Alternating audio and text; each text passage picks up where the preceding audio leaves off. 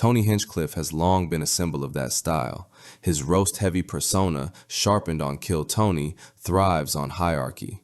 Someone bombs, Tony swings. Someone's awkward, Tony leans in harder. The format rewards cruelty when it's funny and punishes vulnerability when it isn't. Older comics tend to read that as comedy Darwinism. Younger comics often read it as a power imbalance disguised as tradition, which makes what happened on Kill Tony number 749 quietly fascinating. Stand-up comedian Keegan Carmichael returned to the show after previously being roasted by Tony for supposedly doing a Mitch Hedberg impression. This time, something different happened. Now, the last time you were on this show, all we talked about the entire time was that how you reminded us of Mitch Hedberg. And after a lot of, I talked to people and, word gets around about the guy that looks and sounds and delivers like Mitch Hedberg. And it turns out that you're a genuinely very funny guy that just happens to look like and have the delivery of Mitch Hedberg. It's pretty interesting. During the interview, Tony admitted he might have been too harsh. He acknowledged that people he trusts had told him Carmichael is actually a legit comedian, not a clone, not a gimmick. It was a small moment, but a rare one. Tony backtracking. Carmichael didn't let it slide quietly either. He called Tony out on it, right there. It's kind of like... Tony, what the fuck happened, man? That's a 180 right there. What do you mean? What do you mean? That's what I'm saying, is that the first time we're like, oh my God, this guy's ripping off Mitch Hedberg. And like I said, I've heard from some of my associates that it turns out that you do this every night, that you're a good writer. They've seen you do longer sets, and it's just who you are. Thank you, associates. This is what I mean. Instead of doubling down, Tony took it. No nuclear roast, no power move, just acceptance. For longtime viewers, that felt new. It raises an uncomfortable question for the Austin scene's critics and defenders alike. Is Tony Hinchcliffe changing, or is he being forced to? The timing matters. As more younger comics voice discomfort, not just anonymously online, but openly on major podcasts, the old "that's just how comedy works" defense starts to wobble. Especially when those criticisms are coming from people who aren't trying to cancel anyone, just saying, plainly, this doesn't feel good to be around. This was definitely an interesting episode, right? For the internet wins every time. I gotta say it again. The internet wins every time. First, Timmy No Breaks. The internet forced him to become the next regular. And with that, it's entertaining. That's all I'll say. It's entertaining.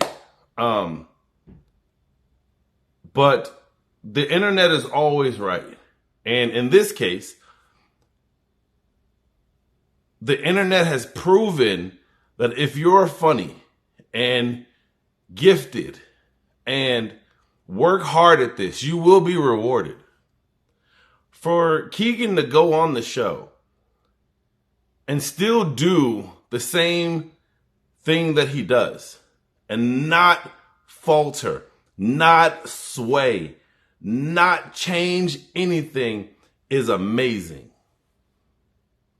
Because in that culture that they're building, they want you to sway their way. I'm going to say, you can't do this and you shouldn't. And if you listen to me, I was correct.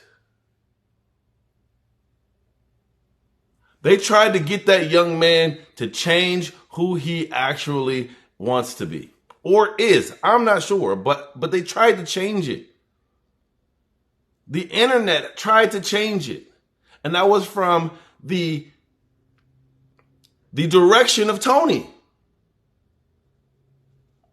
And he did not falter. So I give him all the praise in the world. And to say, yo, what the fuck? Live.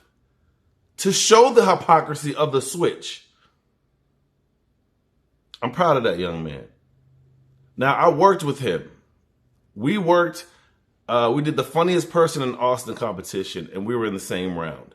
And immediately when I saw him, I was like, yo, that's Mitch Hedberg. Just like everybody else would, right? Anyone else that is engulfed in comedy will see that. The whole comic section back there was like, yo, my man is doing Mitch Hedberg. Hopefully he don't get up there and go to the next round, because he was killing. I thought he was going to take my spot. I'm not even going to lie to y'all. He did it really well. Then he goes on the show and gets shitted on by the panel because they didn't understand it. They didn't know that that was who he was. They didn't go and do the proper research. So they made a thought prematurely. But the thing that I got out of this whole concept is he said the constituents, and I want y'all to play back the video, not the one that's on here, but the actual video. He was going to say that the internet, but did not want to prove that he is in tune with the comments and the videos on the internet. That's why he said constituents. He switched it quickly to say they told me. I didn't see it for myself. Which is fine. Which is fine. But I know that you're watching. If it's someone that is controversial and that the internet is pushing forward, they have no other choice but to push them forward as well. The internet wins. When I was watching, I was like, Keegan about to be a regular, or he about to get a golden ticket, simply because this shows your hard work. It shows that you're a good writer. After the competition, I went and I looked at the boy's sets. I looked at his Instagram. And I saw him one day just running around finding jokes on the street. He went to a grocery store and made jokes at the grocery store. Out of thin air, looked at something and created a joke in minimal wording.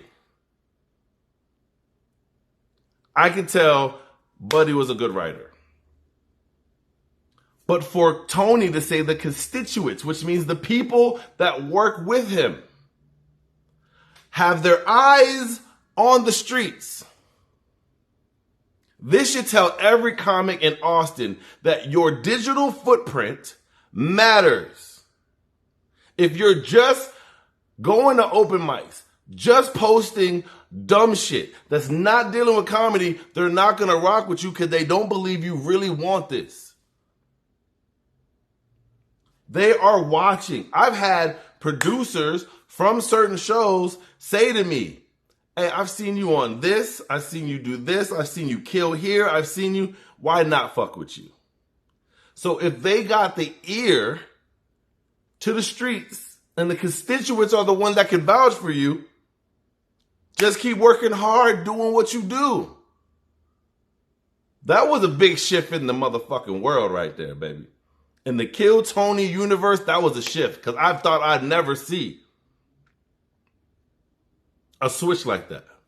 But you tell me what y'all think. Put it down in the comments. Do y'all think that was a big deal, or do you think it wasn't a big deal? I think it was huge, because it tells me that Tony, and if not Tony himself, the constituents have their ear to the streets. So just go out there, rock it, kill it, keep going, and things will change for you. But remember this, the internet wins every time.